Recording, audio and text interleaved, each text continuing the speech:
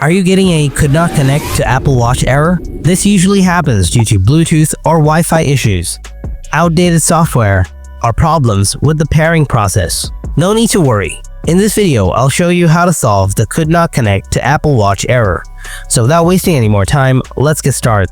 Before we start the main process, make sure of these basic things.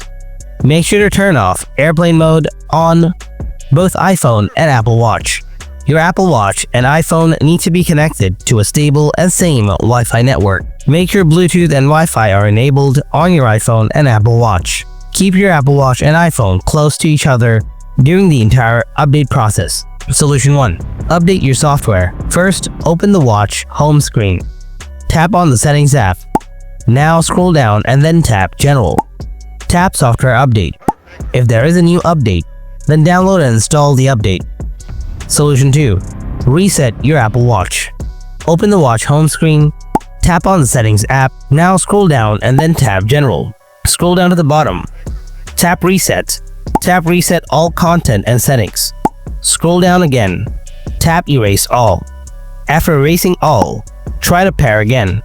So folks, this is the way to solve the could not connect to Apple Watch error.